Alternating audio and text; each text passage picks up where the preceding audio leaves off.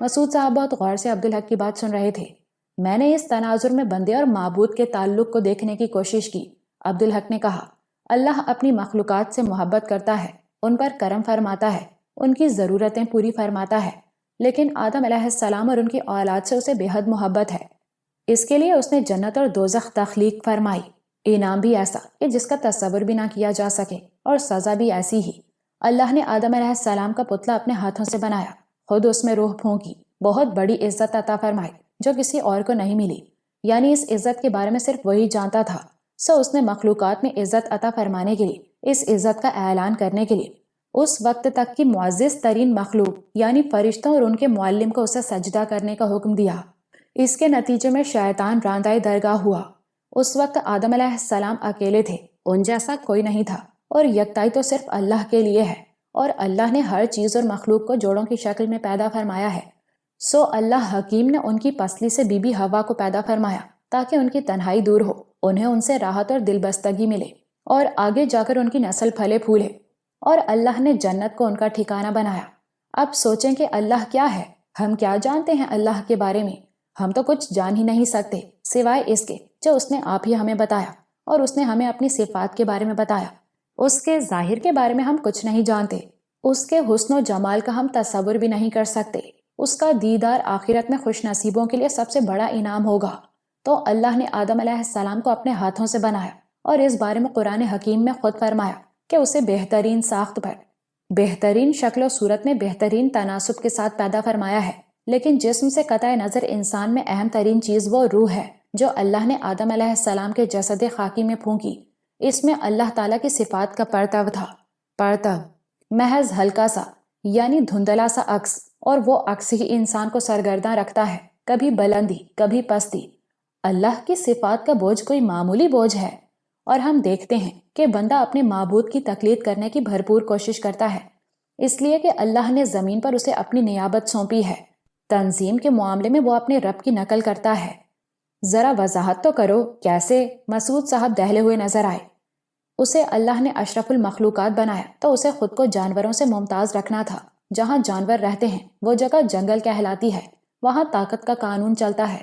انسان نے جنگل کو معاشرہ بنایا، معاشرت کے آداب اور ضابطے متعین کیے، خلاف ورزیوں پر سزائیں مقرر کی، منصف مقرر کیے، مجرموں کے لیے اپنی اوقات کے مطابق جہنم یعنی جیلیں بنائیں، سزاؤں پر عمل درآمد کے لیے جلاد مقرر کیے۔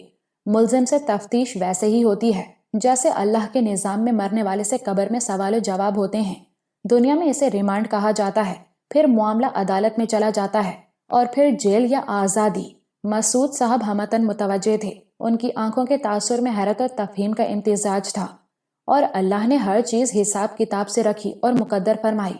نصف شعبان معظم کی رات ہر شخص کے لیے زندگی، موت، صحت، بیماری، رزق وغیرہ کے فیصلے ہوتے ہیں۔ اسے آپ سالانہ بجٹ سمجھ لیں۔ انسان نے بھی اس کی تقلید کی، اجتماعی طور پر بھی اور انفرادی طور پر بھی۔ میں اپنی آمدنی کو ذہن میں رکھ کر اپنے ماہانہ اخراجات کا تعین کرتا ہوں۔ روزانہ اجرت پانے والا اپنے بجٹ کا ہر روز کا حساب رکھتا ہے، ضرورتوں کو وسائل کی حد میں رکھنے کی کوشش کرتا ہے، اور اجتماعی سطح پر دیکھیے تو ہر ملک اپنے وسائل کو مد نظر رکھتے ہوئے اور ضرورتوں کا خیال رکھتے ہوئے سالانہ بجٹ بناتا ہے۔ لیکن اکثر درمیان میں اسے منی بجٹ بھی لانا پڑتا ہے۔ بندے تو خام ہے نا۔ میں سمجھ گیا بیٹے، مسعود صاحب نے خوش ہو کر کہا، جیسے ہماری درس گاہیں اور ان میں اساتذہ۔ اللہ نے بھی تو فرشتوں کے لیے اسرائیل کو معلم بنایا تھا۔ جی بالکل چچا جان، عبدالحق بولا، پھر وہ چونکا۔ بات محبت کی ہو رہی تھی، ہم کہاں آ گئے؟ ہوتا ہے بیٹے، اور اس سے بھی بہت کچھ حاصل ہوتا ہے۔ میں اللہ کی صفات کی بات کر رہا تھا۔ اللہ ودود ہے، محبت اس کی بہت بڑی صفت ہے، اس کے بے پایاں رحمت کا ایک بہت بڑا عنصر ہے۔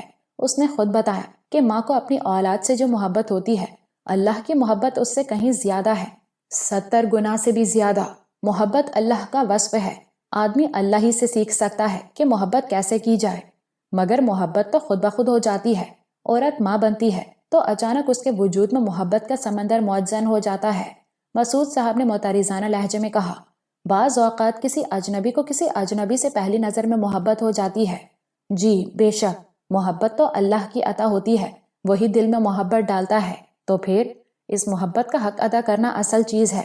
محبت تو اللہ نے عطا فرما دی، محبت کرنے والوں کو محبوب کی بھلائی کی ہر لمحہ فکر کرنی ہوتی ہے۔ محبت کا کام تو محبوب کو संवारना ہے۔ محبت تو کچھ دینے کے خوف سے بے نیاز ہوتی ہے، اسے صرف بہتری کی فکر ہوتی ہے۔ میں سمجھا نہیں۔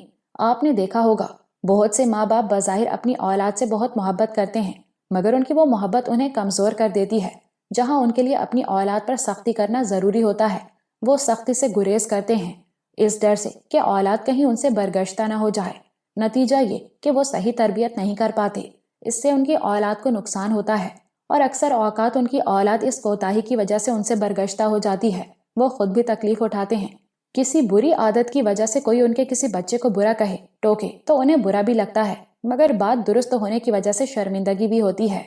ہاں، یہ تم ٹھیک کہہ رہے ہو، مسعود صاحب نے پرخیال لہجے میں کہا۔ اصل میں ہم لوگ محبت کو آسان سمجھتے ہیں، جبکہ وہ بہت مشکل ہوتی ہے۔ اپنے بچے کو مارنا کسی کو اچھا نہیں لگتا، لیکن اس کی بہتری کی خاطر دل پر پتھر رکھ کر مارنا پڑتا ہے، سزا دینی پڑتی ہے، اور بچہ فطری طور پر محبت سے آگاہ ہوتا ہے، اس لیے وہ اس سزا کی وجہ سے ماں باپ سے دور نہیں ہوتا۔ ہاں، اگر اپنا کوئی غصہ نکالنے کے لیے ماں باپ میں سے کوئی اسے مارے تو وہ یہ بھی سمجھ لیتا ہے اور اس کے دل میں شکایت پیدا ہوتی ہے۔ اوہ، اس لیے تم نے کتے کے مالک کا حوالہ دیا تھا؟ جی، لیکن اصل میں تو بندوں کے لیے اللہ کی محبت اس حوالے سے سمجھ رہا تھا۔ عبدالحق نے گہری سانس لے کر کہا، دیکھیں نا، اللہ کی کریمی کہ اس نے اپنے بندوں کو پیدا فرمایا، زندگی کی نعمت عطا کی، زندگی کو آسان بنانے کے لیے اسے والدین اور دوسرے بہت سے لوگوں کی محبتیں عطا فرمائیں، متاع زیست کا اہتمام فرمایا، بچپن کی بے بسی اور لاچاری میں تمام ضرورتیں پوری فرمائیں، نشو نما کو اس کے لیے آسان بنایا، صلاحیتیں عطا فرمائیں اور استفادے کا موقع عطا فرمایا، اور وہ نہیں چاہتا کہ اس کا کوئی بندہ جہنم میں جائے۔ اس نے ان کی رہنمائی کے لیے پیغمبر بھیجے، صحیفے اتارے، اپنے بارے میں بتایا، ان کو قوانین سے برے بھلے سے مطلع فرمایا، جنت کے شوق اور ترغیب سے متعارف کرایا، دوزخ سے ڈرایا، سیدھا راستہ دکھایا، توفیق اور ہدایت سے نوازا، نیک انجام کی طرف رہنمائی میں کوئی کمی نہیں چھوڑی، اور اس کی تربیت کی۔ وہ کیسے؟ ایک شعر یاد آتا ہے چچا جان، ابتدا سے کرتا ہے کوئی تربیت ورنہ آدمی اذیت کے موسموں میں مر جائے۔ دیکھے نا، اللہ آدمیوں کو سختیوں سے بھی تو گزارتا ہے، اسے اس کی تقدیر کے لیے تیار کرتا ہے تاکہ وہ اسے سہار سکے۔ سورہ بقرہ میں اس نے فرمایا ہے نا کہ اللہ کسی پر اس کی بساط سے زیادہ بوجھ نہیں ڈالتا۔ زندگی بڑی ہمہ رنگ بنائی ہے اللہ نے، دکھ ہیں تو سکھ بھی ہیں، نعمتیں ہیں تو محرومیاں بھی ہیں، میلاپ ہے تو جدائیاں بھی ہیں، زندگی کے ساتھ موت بھی ہے۔ کہتے ہیں نا کہ انسان کو سب کچھ نہیں ملتا، تو جو نہیں ملتا وہ محرومی ہے۔ چھوٹی چھوٹی محرومیاں، چھوٹے چھوٹے دکھوں اور تکلیفوں سے اللہ اپنے بندوں کی تربیت فرماتا ہے، انہیں زندگی کی رزم گاہ کے لیے تیار کرتا ہے۔ یہی نہیں، وہ اسے صبر بھی عطا فرماتا ہے، جو بندے کے بس کی بات نہیں۔ بندہ تو بے صبرا ہے، سوچیں تو اللہ کی رحمت نہ ہوتی، وہ صبر نہ دیتا تو دنیا میں اولاد کی موت کا دکھ کوئی ماں برداشت کر پاتی؟ لوگ دوسروں کے مرنے کے غم میں مر جاتے۔ اللہ کی ہر بات میں اتنی حکمتیں ہوتی ہیں کہ بندہ سمجھ ہی نہیں سکتا۔ وہ تو رحمت ہی رحمت ہے، اس کی سختی میں بھی رحمت ہے۔ کشادگی اور فراخی کے بعد تنگی، طاقت کے بعد کمزوری اور بے بسی، خوشی کے بعد غم، سب کچھ بندوں کی بہتری کے لیے ہے۔ ہر پل وہ اپنے بندے کی تربیت کرتا ہے، انہیں اپنی یاد دلاتا ہے، انہیں اپنی قدرت دکھاتا ہے۔ جو کچھ ہے میرا دیا ہوا ہے، میں جب جو چاہوں واپس لے لوں، اور چاہوں تو اس کے بعد اس سے بڑھ کر عطا فرما دوں۔ دیکھو میں کتنا نوازنے والا ہوں، میری طرف چلے آؤ، ایمان لاؤ، میرے بن جاؤ، میری اطاعت کرو۔ آخرت میں حساب کے دن میں اس سے بھی زیادہ نوازوں گا، اور یہ بھی دیکھ لو کہ مجھے خفا کرو تو میں کتنا سخت عذاب دینے والا ہوں۔ وہ ہر پل اپنا پیغام دلوں تک پہنچاتا رہتا ہے، اپنی نشانیاں دکھاتا رہتا ہے، ہمیں اپنی طرف بلاتا رہتا ہے، اور جو اسے مانتے ہیں ان کے لیے وہ ایسا مہربان اور محبت کرنے والا ہے، اور اپنا انکار کرنے والوں کو، اپنی شان میں بدترین گستاخیاں کرنے والوں کو بھی متاع زیست سے محروم نہیں کرتا، ان کے نیک اعمال کا صلہ بھی دیتا ہے، مگر صرف دنیا میں، کیونکہ آخرت ان کے لیے صرف جہنم کی سزا ہے۔ اپنی مخلوق سے محبت کرنے والا اسے جہنم میں کیسے ڈالے گا؟ مسعود صاحب کی آواز میں لرزش تھی۔ بادشاہ اپنے باغی بیٹوں کو موت کی سزا کیوں دیتے ہیں؟ کیسے دیتے ہیں؟ عبدالحق نے بلا توقف جواب دیا، کیا اولاد ہونے کے ناطے وہ ان سے محبت نہیں کرتے؟ نہیں چچا جان، یہ اللہ کی سنت ہے، جس کی آدمی تقلید کرتا ہے باغی کو سخت ترین سزا دی جاتی ہے۔ اللہ تو بادشاہوں کا بادشاہ ہے، اللہ سے، دین سے، وطن سے غداری کرنے والوں کو ان کے ماں باپ موت کے گھاٹ اتارتے آئے ہیں، اور ایسا نہ کر پائیں تو وہ انہیں ایسے ترک کر دیتے ہیں جیسے وہ ان کی اولاد ہی نہ ہوں۔ بے شک تاریخ اس کی گواہ ہے، مسعود صاحب نے کہا، لیکن یہ سب ابلیس کے تکبر کی وجہ سے ہوا، اور اللہ تو اس کے تکبر کو جانتا تھا، اس سے تو کچھ چھپا نہیں۔ بے شک، لیکن اللہ کے ہاں روز ازل سے سب طے ہے، اور دیکھیں اللہ کے ہاں جرم کے ارتکاب سے پہلے سزا نہیں، بلکہ اس کی رحمت تو ایسی ہے کہ ارتکاب جرم کے بعد بھی موقع دیتا ہے توبہ کا۔ ابلیس میں تکبر تھا، اللہ جانتا تھا، لیکن اللہ برائی کا سوچنے پر گرفت نہیں فرماتا، برائی کرنے پر گرفت فرماتا ہے۔ وہ عادل ہے، ظلم نہیں کرتا۔ ابلیس کا تکبر جب تک نہاں تھا وہ اپنے مقام پر رہا، کھل کر سامنے آ گیا تو گرفت ہو گئی، اور اللہ حکیم ہے، کون جانے اس نے سجدے کا حکم ہی ابلیس کے تکبر کو بے نقاب کرنے کے لیے دیا ہو، مگر اس کے بعد تو سزا دی جا سکتی تھی ابلیس کو۔ سزا سنا دی گئی، وہ راندہ درگاہ ہوا، جہنم اس کا ٹھکانہ ٹھہرا۔ ابلیس نے جان لیا کہ اب بچت کی کوئی صورت نہیں، اور یہ سب کچھ آدم علیہ السلام کی وجہ سے ہوا تھا، تو ان سے اس کی نفرت بھی فطری تھی، وہ تو جہنم رسید ہوا تھا۔ اس نے سوچا اپنے ساتھ بنو آدم کو بھی گھسیٹے، کچھ نہیں تو یہ خوشی تو حاصل ہو کہ جس کی وجہ سے جہنم میں پہنچا اسے بھی ساتھ لے آیا۔ سو اس نے مہلت مانگ لی، اور اللہ نے مہلت عطا فرما دی۔ کیوں نہ ملتی مہلت؟ اللہ قادر مطلق ہے، ہر چیز کا مالک، کائنات کا شہنشاہ، اس کی شان کون سمجھ سکتا ہے؟ وہ کسی کے لیے کوئی حجت نہیں چھوڑتا۔ ابلیس نے کہا، میں اولاد آدم کو گمراہ کروں گا، تو نے اس کی وجہ سے مجھے اس جگہ پہنچایا ہے، تو میں اسے تجھ سے برگشتہ کروں گا، بغاوت سکھاؤں گا۔ اللہ نے فرمایا، میں تجھ سے اور ایسے تمام لوگوں سے دوزخ کو بھر دوں گا، اور میرے بندوں کے لیے جو تجھے دھتکاریں گے ان کا انعام و اکرام ہوگا۔ اب یہ شیطان کی عیاری تھی جو اس کی فطرت کا بڑا جزو ہے کہ اس نے مسجود ملائکہ کو اس پستی میں پہنچانے کا بیڑا اٹھا لیا جس کی وجہ سے وہ پستی میں گرا تھا۔ البتہ اس کی یہ سوچ غلط تھی، وہ آدم علیہ السلام کی وجہ سے راندہ درگاہ نہیں ہوا، بلکہ اپنی فطرت کی خرابی اور تکبر کی وجہ سے مارا گیا۔ اب صرف اس پر غور کریں چچا جان تو بہت سی باتیں سامنے آتی ہیں، جس کے لیے جہنم سے بچنے کا مختصر ترین نسخہ یہ ہے کہ وہ ابلیس کی اتباع سے بچے۔ اللہ کے حکم سے انکار اس سے پہلے کسی نے نہیں کیا، بلکہ جنوں اور انسانوں کے علاوہ اللہ نے کسی مخلوق کو یہ اختیار نہیں دیا۔ تمام مخلوقات، چرند پرند، شجر حجر، کائنات کی ہر چیز اللہ کی مطیع ہے اور اس کی حمد و ثنا کرتی ہے۔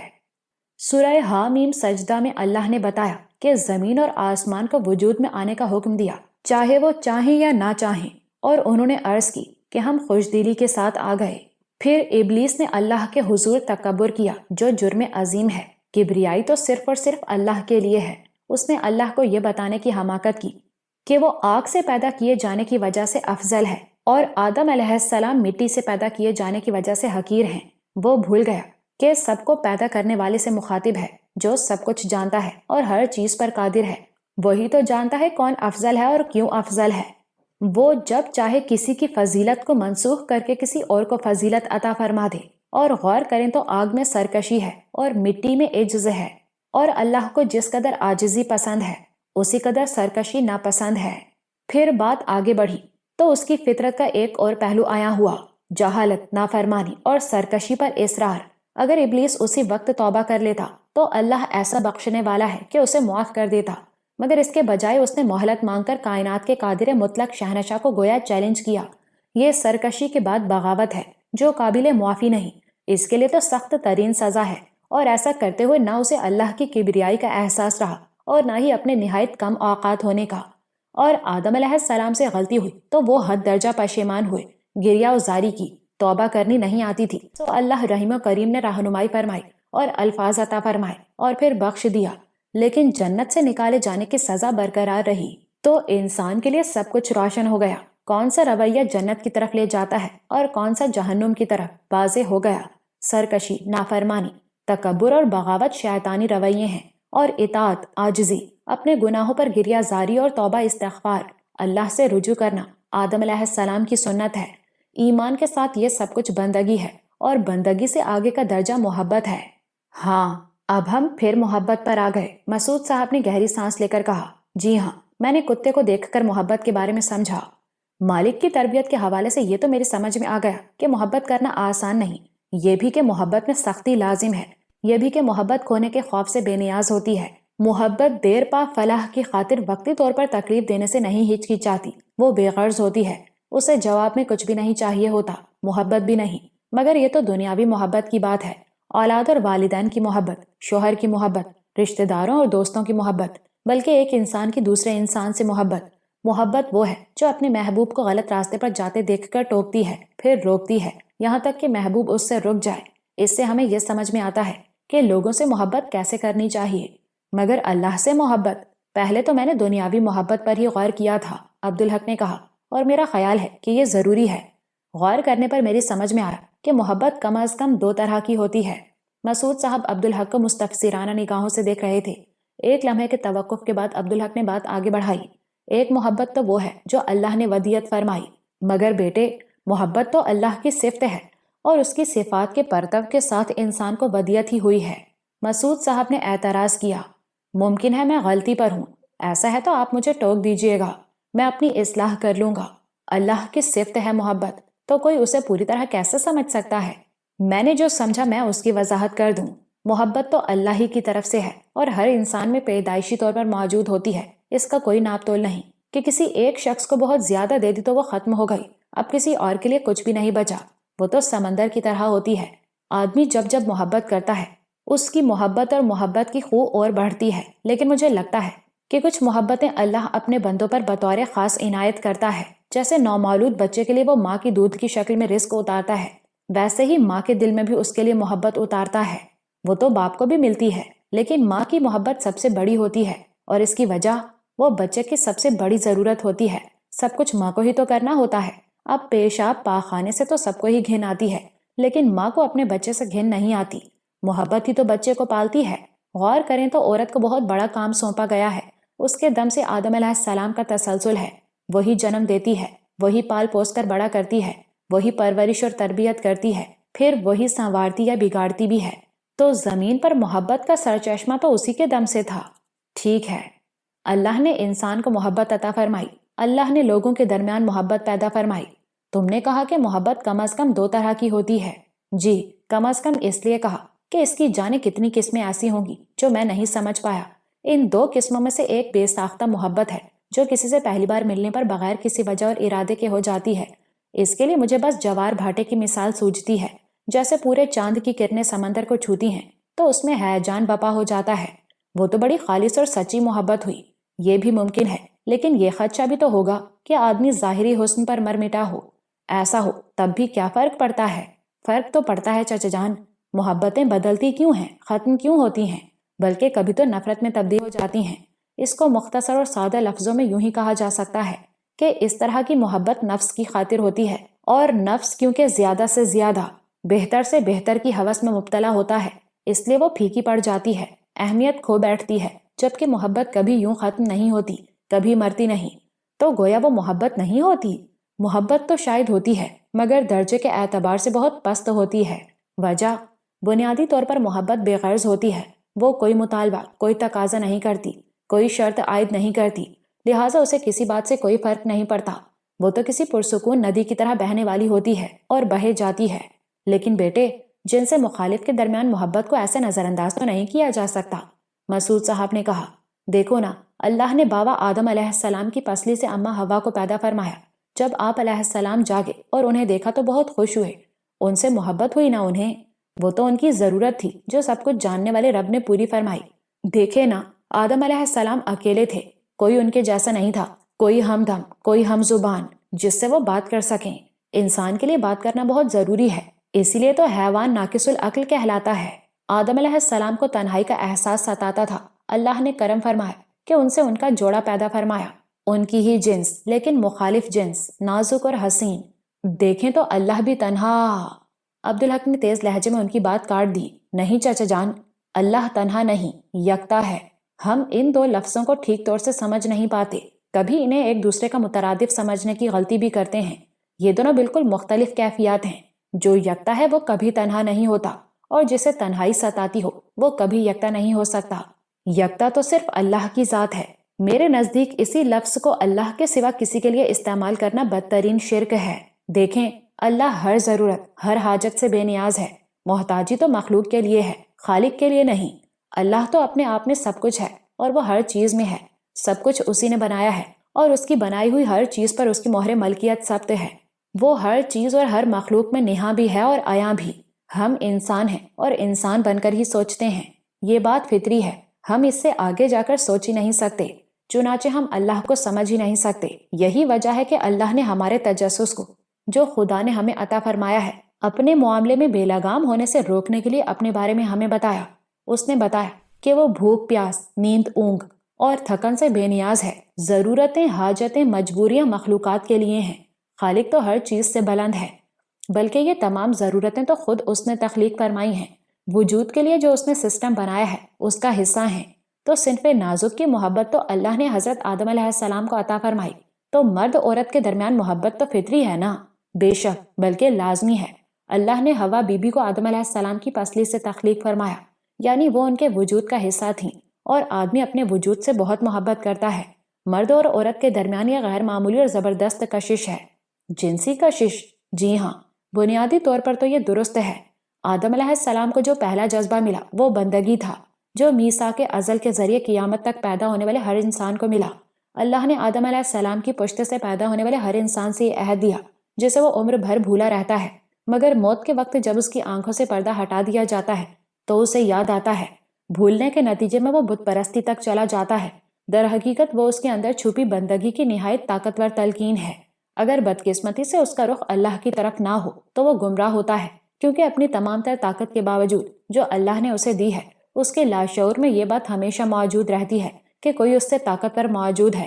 صحیح سمت میں نہ جانے کی وجہ سے وہ گمراہ ہو جاتا ہے۔ اور آدم علیہ السلام کی پہلی محبت اماں حوا تھی، یعنی پہلی محبت تو مرد اور عورت کے درمیان ہی ہے۔ ممکن ہے ایسا نہ ہو، اللہ ہی سب کچھ جانتا ہے، لیکن بظاہر تو یہی درست ہے۔ عبدالحق کے لہجے میں اعتماد کی کمی تھی، مگر یہ محبت بے غرض تو نہیں ہوتی، ہو ہی نہیں سکتی۔ دنیاوی محبتوں میں تو یہ خامی ہوتی ہے، اسی لیے تو وہ آزمائش سے گزرتی ہیں۔ لیکن چچا جان، نفس کے بھی تو کئی درجے ہوتے ہیں۔ خواہش کا غلام، خود غرض اور ہوس کا شکار نفس امارہ ہوتا ہے۔ وہ خواہشوں کے معاملے میں ایسا اندھا ہوتا ہے کہ اچھا برا نہیں دیکھتا، اللہ کے احکامات کو بھی یاد نہیں رکھتا۔ اس کا اسیر انسان جانوروں سے بھی بدتر ہوتا ہے۔ پھر نفس لوامہ ہے، جسے ضمیر کہہ لیں، پھر نفس مطمئنہ ہے، جو انسان اپنی خواہشات کو اللہ کے احکامات کے تابع کر لے، یہ اس کے پاس ہوتا ہے۔ یہ تو بہت بڑی چیز ہے، عام انسانوں کو میسر کہاں؟ ہاں، جسے اللہ نواز دے۔ تو ایک زاویہ سے دیکھیں تو زندگی در حقیقت انسان کا سفر ہے، نفس امارہ سے لے کر نفس مطمئنہ تک۔ یہ مکمل ہو جائے تو بہت بڑی کامیابی، لیکن نفس لوامہ کا نفس امارہ پر پوری طرح حاوی ہو جانا بھی کامیابی ہے۔ بات تو محبت کی ہو رہی ہے۔ اس وقت محبت کے اس پہلو کے بارے میں بات ہو رہی ہے جو جن سے مخالف سے متعلق ہے۔ اللہ نے انسان کو عزت اور مرتبہ عطا فرمایا، اسے اشرف المخلوقات اپنا نائب بنایا، صرف صورت شکل میں ہی جانوروں سے ممتاز نہیں کیا اسے، اس کو ہر طرح سے برتری عطا فرمائی۔ انسان کے لیے ہر جن سے مخالف، مرد کے لیے عورت اور عورت کے لیے مرد ایک جیسی نہیں ہے۔ اللہ نے اسے رشتوں کے تقدس کا احساس عطا فرمایا، صنف مخالف کے لیے اسے پاکیزہ جذبے بھی عطا فرمائے، احترام بھی عطا فرمایا۔ جانوروں کی طرح اس کے لیے ہر مادہ مادہ نہیں، اور ہر نر صرف نر نہیں۔ ماں باپ، بہن بھائی، اللہ نے ہر رشتے بنا کر محبت کو تقدس عطا فرمایا۔ کچھ عورتوں کو مردوں کے لیے اور کچھ مردوں کو کچھ عورتوں کے لیے حرام کر دیا۔ یہ تہذیب ہے جو انسان کو جانوروں پر فوقیت دلا کر اشرف المخلوقات کا درجہ دیتی ہے۔ یہ محبت کو ایک اعلیٰ و عرفہ جذبے کی حیثیت بھی دیتی ہے۔ اور اللہ نے جن رشتوں کو حرمت عطا فرمائی، ان کے سوا ہر مرد کو ہر مرد کے لیے حلال کر دیا، لیکن بے لگام بھی نہیں ہونے دیا۔ جیسے کھانے کے لیے کچھ جانوروں کو حلال کر دیا، لیکن ذبیحہ کے بغیر وہ بھی حلال نہیں، اسی طرح حلال عورت بھی نکاح کے بغیر مرد کے لیے حلال نہیں۔ یوں اللہ کریم نے محبت کو تہذیب عطا فرما دی۔ ہم جانتے ہیں اور کہتے ہیں کہ اللہ ہر جگہ موجود ہے، ہمارے اپنے اندر بھی، رگے جان سے بھی قریب تر، اور ہم جانتے ہیں کہ وہ سمیع ہے، موہوم ترین سرگوشی بھی سن لیتا ہے، وہ بصیر ہے، سب کچھ دیکھتا ہے، وہ خبیر ہے، اسے ہر چیز، ہر بات کی خبر ہے، وہ علیم ہے، اسے ہر بات کا علم ہے، اس کے علم نے ہر چیز کا احاطہ کیا ہوا ہے، وہ علیم بذات الصدور ہے، سینوں میں چھپے ہر بھید سے آگاہ ہے۔ بے شک یہ ہمارا ایمان ہے۔ ایمان ہی تو نہیں ہے چچا جان، اگر ہمیں اس کے سمیع ہونے پر مکمل ایمان ہوتا تو ہم منہ سے کوئی بری بات کیسے نکالتے؟ ہم اسے بصیر مانتے اور ایمان رکھتے کہ وہ سب کچھ دیکھ رہا ہے، تو کوئی بری حرکت کیسے کرتے؟ اسے علیم جانتے اور مانتے تو بری بات سوچتے کیسے؟ یہ بات نہیں، مسعود صاحب بولے، ایمان تو ہوتا ہے، لیکن نفس آدمی کو ہر وقت، ہر لمحہ یہ سب کچھ یاد نہیں رہنے دیتا۔ چلیں ٹھیک ہے، لیکن آدمی کو ہر لمحہ اللہ کو یاد رکھنے، اس سے تعلق اور رابطہ رکھنے کی کوشش تو کرنی چاہیے، مسلسل کوشش۔ چاہے درمیان میں بھولتا رہے۔ میں انسان سے انسان کی محبت کو آسان کہہ رہا تھا، اب یہ بھی بتا دوں کہ میرے خیال میں وہ آسان کیسے ہے۔ مسعود صاحب اسے پراشتیاق نظروں سے دیکھ رہے تھے۔ محبت اللہ کی عطا کی ہوئی نعمت ہے، تو محبت کرتے ہوئے انسان کو اللہ کو ہمیشہ درمیان میں رکھنا چاہیے، مگر ہم غلطی یہی کرتے ہیں کہ اللہ کو ایک طرف ہٹا دیتے ہیں، یوں محبت محدود بھی ہو جاتی ہے۔ یہ بات وضاحت طلب ہے۔ یوں سمجھیے کہ اللہ سے محبت کرنے کا جو آسان ترین راستہ بتایا گیا ہے وہ اس کے بندوں سے محبت کرنا ہے، یعنی ہر انسان کو بلا تفریق ہر دوسرے انسان سے محبت کرنی چاہیے اور درمیان میں اللہ کا حوالہ نہ ہو تو یہ ممکن ہی نہیں۔ مطلب محبت اللہ کا دیا ہوا تحفہ ہے تو وہ صرف اللہ ہی کی خاطر کی جائے۔ وہ کیسے؟ آپ بیٹے سے محبت کرتے ہیں، اگر وہ اللہ کے حکم کے خلاف جائے تو اسے سمجھائیں، نہ سمجھے تو اسے بزور روکیں، نہ رکے تو اس پر سختی کریں، اور پھر بھی نہ رکے تو اس کے لیے بہتری چاہتے رہیں، دعا کرتے رہیں۔ یہی محبت ہے، کتے کے مالک والی محبت۔ جی ہاں، مگر یہ محبت سب سے، ہر انسان سے کرنا تو ممکن نہیں۔ ایسا نہ کہیں، رسول کریم صلی اللہ علیہ وسلم کی حیات طیبہ یہی تو ثابت کرتی ہے، تبھی تو آپ صلی اللہ علیہ وسلم رحمت للعالمین ہیں۔ کیا دشمن، کیا ایذا پہنچانے والے، کیا توہین کرنے والے، آپ صلی اللہ علیہ وسلم نے ہمیشہ سب کی بہتری چاہی، پیار محبت سے سمجھایا، دلیل دے کر سمجھایا، ترغیب دے کر سمجھایا، ڈرا کر سمجھایا، نہ مانے تو ان کے لیے دعا کی۔ آپ صلی اللہ علیہ وآلہ وسلم کے بس میں ہوتا تو دنیا کا ہر آدمی ایمان لے آتا۔ آپ صلی اللہ علیہ وآلہ وسلم کی تو بات ہی اور ہے، عام آدمی کے بس کی یہ بات کہاں نہیں ہے، لیکن اتباع تو ضروری ہے، اور یہی تو امر بالمعروف اور نہی عن المنکر ہے، اور یہی محبت ہے۔ اور آدمی جب بھی کسی سے محبت کرے تو اللہ کی خاطر کرے۔ اس سے ایک فائدہ یہ بھی ہوگا کہ غلط محبت وہ کر ہی نہیں سکے گا، اور اس کی کوئی غرض ہوگی تو وہ بھی پیچھے چلی جائے گی، کوئی خطرہ نہیں رہے گا، اور وہ ترک محبت کرے تو وہ بھی اللہ کی خاطر کرے۔ مسعود صاحب کسی گہری سوچ میں ڈوبے ہوئے تھے، پھر انہوں نے سر اٹھایا۔ یہ تو بالکل ٹھیک ہے، اس کا دوہرا فائدہ ہے، ساتھ ہی ساتھ آپ اللہ سے محبت کی حد میں بھی قدم رکھ دیتے ہیں۔ جی ہاں، یہی بات ہے، اور اس طرح محبت آخرت میں بھی اجر کا کام بن جاتی ہے۔ بے شک، اور دوسری محبت وہی تو میں نے کتے سے سیکھی، بلکہ میرا تو خیال ہے کہ اللہ نے وہ ہماری رہنمائی کے لیے ہی کتے کو عطا فرمائی۔ کتا احسان کے صلے میں محبت کرتا ہے، اور احسان عنایت کا تسلسل بن جائے تو احسان کرنے والے کو اپنا مالک مان لیتا ہے۔ اب دیکھیں کہ اس کی محبت اطاعت سے شروع ہوتی ہے، اور مالک مان لینے کے بعد وہ مکمل سپردگی بن جاتی ہے۔ اطاعت میں تو وہ صرف حکم مانتا ہے، ہر حکم، اور اس میں یہ نہیں دیکھتا کہ اس کی جان بھی جا سکتی ہے، لیکن سپردگی میں وہ ایک ایسا یقین پا لیتا ہے جو غیر متزلزل ہوتا ہے۔ اسے یقین ہوتا ہے کہ مالک جو بھی اس کے ساتھ کر رہا ہے اس میں اس کی بھلائی ہے۔ دھتکارے جانے پر وہ خفا نہیں ہوتا، مالک سے منہ نہیں موڑتا، دور جا کر بیٹھ جاتا ہے، لیکن مالک ہی کو تکتا رہتا ہے۔ وہ ہفتوں اس کی طرف توجہ نہ کرے مگر وہ اس در کو نہیں چھوڑتا، وہ پیٹتا ہے تو بھی اس کے پیروں میں لوٹتا رہتا ہے۔ مالک اس کی جان لینا چاہے تو وہ اس کے لیے بھی بخوشی تیار ہوتا ہے۔ اب ہم خود کو کتے کی جگہ رکھ کر دیکھیں، جبکہ ہمارا مالک تو ہے ہی ہمارا رب، اور ہمارے مالک کی قدرت، محبت، عنایات اور اس کی عطا کے سامنے کتے کے مالک کی تو کوئی حیثیت ہی نہیں۔ اس کی عطا کی ہوئی نعمتوں کا تو ہمارا ذہن، ہماری تمام ادراک قوتیں، بلکہ ہمارا تصور بھی احاطہ نہیں کر سکتا۔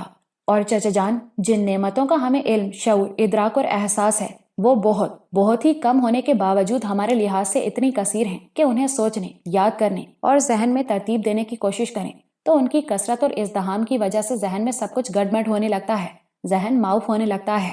مسئلہ یہی ہے کہ کتا بہت حقیر ہے، اشرف المخلوقات اس سے کیا سیکھے اور کیوں سیکھے؟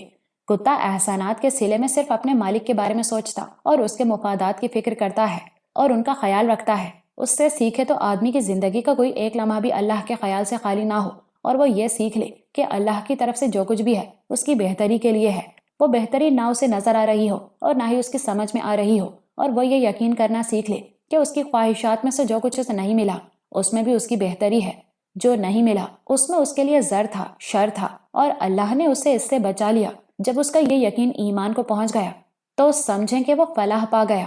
یہ اللہ سے محبت کا زینہ ہے۔ اطاعت مکمل کیے بغیر محبت تک نہیں پہنچا جا سکتا، اور اللہ سے محبت کے لیے آسان ترین بنیاد یہی ہے کہ آدمی جس سے محبت کرے اللہ کی خاطر کرے۔ مسعود صاحب کسی گہری سوچ میں ڈوبے ہوئے تھے، پھر انہوں نے سر اٹھایا۔ تم کہتے ہو کہ محبت بے غرض ہونی چاہیے؟ جی چچا جان، کیونکہ غرض محبت کو پستی کی طرف لے جاتی ہے، اور سورہ بقرہ کی ایک آیت میں اللہ نے اپنی محبت کی ترغیب دلائی ہے اپنے بندوں کو۔ آپ شاید 165ویں آیت کی بات کر رہے ہیں۔ آیت نمبر تو مجھے یاد نہیں، البتہ یہ یقین ہے کہ دوسرے پارے میں ہے۔ عبدالحق نے آیت پڑھی۔ ہاں، میں اسی آیت کی بات کر رہا ہوں۔ بڑی بلیغ آیت مبارکہ ہے، اور میرے خیال میں تو اللہ نے حکم دیا ہے کہ اس سے محبت کی جائے سب سے بڑھ کر۔ عبدالحق نے کہا۔ پھر چند لمحے سوچنے کے بعد آیت کا ترجمہ بیان کیا۔ اللہ اس آیت میں فرماتا ہے کہ لوگوں میں کچھ ایسے ہیں جو بناتے ہیں اللہ کے سوا دوسروں کو مد مقابل۔ یہ تو سیدھا سیدھا شرک کا معاملہ ہے۔ مشرکین کے بارے میں فرمایا گیا ہے، اور آگے اللہ فرماتا ہے انہی لوگوں کے بارے میں، اور کرتے ہیں ان سے محبت جیسی اللہ سے ہونی چاہیے۔ یہ وہ بات ہے جو میری سمجھ میں آتی ہے، یعنی وہ بدنصیب ان جھوٹے خداؤں کی عبادت، ان کی بندگی کرتے ہیں، بلکہ اس سے بھی آگے بڑھ کر ان سے محبت کرتے ہیں، جبکہ ایسی محبت کا سزاوار صرف اور صرف اللہ ہے۔ اور آگے اللہ نے ایمان کامل کی شرط بیان فرمائی ہے۔ فرماتے ہیں کہ حالانکہ وہ لوگ جو ایمان والے ہیں سب سے بڑھ کر محبوب رکھتے ہیں اللہ کو، سب سے بڑھ کر اپنے مال، اہل و عیال، دنیا کی ہر چیز سے بڑھ کر اللہ سے محبت کرنا، یہ ایمان ہے۔ اور حضرت انس رضی اللہ عنہ سے ایک روایت ہے کہ رسول کریم صلی اللہ علیہ وآلہ وسلم نے فرمایا، 3 چیزیں ہیں جن میں وہ ہوں گی ایمان کی حلاوت پالے گا وہ شخص جس کے لیے اس کا رسول صلی اللہ علیہ وسلم اس کے لیے سب سے بڑھ کر محبوب ہو، اور جو کسی دوسرے شخص کو صرف اللہ تعالیٰ کی خاطر دوست رکھتا ہو، اور جو شخص کفر میں لوٹ جانے کو اس طرح برا سمجھے کہ اللہ نے اسے اس سے اس طرح نکال لیا ہے جس طرح آگ میں جانا برا سمجھتا ہے۔ اور حضرت ابو ذر رضی اللہ عنہ سے روایت ہے کہ رسول کریم صلی اللہ علیہ وآلہ وسلم نے فرمایا، بہترین عمل ہے دوستی رکھنا اللہ کی راہ میں اور دشمنی رکھنا اللہ کی راہ میں۔ اب بتائیے اس میں شبہ کی کوئی گنجائش ہے؟ بالکل نہیں۔ سب سے بڑھ کر محبت کا سزاوار اللہ ہے، اور تم کہتے ہو کہ محبت بے غرض ہونی چاہیے۔ اب یہ بتاؤ کہ اللہ سے کوئی بے غرض محبت کیسے کر سکتا ہے؟ ہماری غرض ہر ضرورت پوری ہی اللہ کرتا ہے۔ بات اتنی اچانک اور غیر متوقع تھی کہ عبدالحق گھبرا گیا۔ واقعی یہ تو ممکن ہی نہیں، اور بیٹے بے غرض تو صرف اللہ کی ذات ہے جو ہر ضرورت، ہر حاجت سے بے نیاز ہے اور سب کا حاجت روا ہے۔ مسعود صاحب نے مزید کہا، جی اس میں تو کوئی شک نہیں۔ عبدالحق نے کہا، وہ بہت تیزی سے سوچنے کی کوشش کر رہا تھا۔ تو محبت اور غرض آپس میں متصادم نہیں، غرض کے باوجود آدمی کسی سے محبت کر سکتا ہے۔ اچانک عبدالحق کے ذہن میں روشنی کا جھماکا سا ہوا۔ اس سے تو میں نے انکار نہیں کیا، لوگ کہتے ہیں، لیکن غرض ان کی محبت کو پست کر دیتی ہے، اور وہ محبت غرض پوری ہونے کے بعد ختم ہو جاتی ہے۔ اس نے کہا، اب آپ پھر کتے کی طرف پلٹیں۔ کتا جب کسی کو اپنا مالک مان لے تو پھر اس کے علاوہ کسی سے غرض نہیں رکھتا، کھانا بھی اپنے مالک سے ہی مانگتا ہے، لیکن کوئی اور کھانے کو کچھ دے تو انکار تو نہیں کرتا۔ مسعود صاحب نے اعتراض کیا، اہم بات یہ ہے کہ مانگتا صرف اپنے مالک سے ہے، اس کے سوا کسی سے نہیں مانگتا۔ ہمیں اس معاملے میں بھی کتے سے سیکھنا چاہیے۔ میں تو کچھ نہیں سمجھا۔ دیکھیں چچا جان، کئی باتیں ہیں الگ الگ۔ اللہ ہر حاجت سے پاک ہے، تمام مخلوقات کا بشمول جن و انس حاجت روا ہے۔ وہ ہر چیز کا مالک ہے، کائنات میں، 7 آسمانوں میں، 7 زمینوں میں، اور ان کے درمیان جو کچھ ہے، خواہ وہ اس نے کسی کے بھی تصرف میں دیا ہو، صرف اس کا ہے۔ کوئی نہیں جو کسی کو کچھ دینے کی قدرت رکھتا ہو، کوئی نہیں جو کسی کی مدد کر سکتا ہو۔ ساری کی ساری عزت، تمام کا تمام علم، ساری کی ساری طاقت اور تمام کے تمام وسائل، سب کچھ صرف اس کا ہے، اور وہ قادر مطلق ہے۔ اس کے حکم کے بغیر پتہ بھی نہیں ہلتا۔ اللہ کو یہ بہت پسند ہے کہ اس کے بندے اپنی ہر ضرورت کے لیے اس کی طرف دیکھیں، اس سے مانگیں، اسی سے مدد چاہیں۔ یہ بندگی ہے، بلکہ بندگی کا اعلیٰ درجہ تو شاید یہ ہے کہ اللہ نے جو چیز میرے تصرف میں دی ہے، میں اس سے استفادے کے لیے بھی اللہ سے دعا کروں، مانگوں کہ اس کے اذن کے بغیر تو میں نوالہ اپنے منہ تک نہیں پہنچا سکتا۔ یہ اس بات کا اظہار ہوگا کہ ہمارے پاس جو کچھ ہے اللہ سے ہے، وہ ہمارا نہیں اللہ ہی کا ہے۔ سبحان اللہ، مسعود صاحب نے بے ساختہ کہا۔ بات واضح ہو گئی، لیکن عبدالحق اب جیسے کسی کیفیت میں تھا۔ اس کی آواز اور لہجے میں عجیب سا جوش اور بہاؤ تھا۔ اور اللہ سے محبت کرنی ہے تو اس کے بندوں سے محبت کرو، یعنی اللہ کی خاطر اللہ کے خلیفہ بن جاؤ۔ جو کچھ کرو اللہ کی خاطر کرو، دوستی اللہ کی خاطر، دشمنی اللہ کی خاطر، محبت اللہ کی خاطر، نفرت اللہ کی خاطر، کسی کو کچھ دو تو اللہ کی خاطر، اور کسی سے کچھ روکو تو اللہ کی خاطر۔ اس کا صاف اور صریح مطلب یہی ہے نا کہ اپنی غرض، اپنے مفاد کے لیے محبت کرو، ہر قدم اللہ کی راہ میں اٹھاؤ، دوستی، دشمنی، صلح اور قتال سب اللہ کے لیے۔ کاش اللہ مجھے بھی ایسا بنا دے، یہی تو ہے اللہ کی محبت۔ مجھے بھی، آمین، مسعود صاحب نے جلدی سے کہا۔ بہت دیر خاموشی رہی، جیسے دونوں ہی کے پاس کچھ بولنے کو نہ رہا ہو۔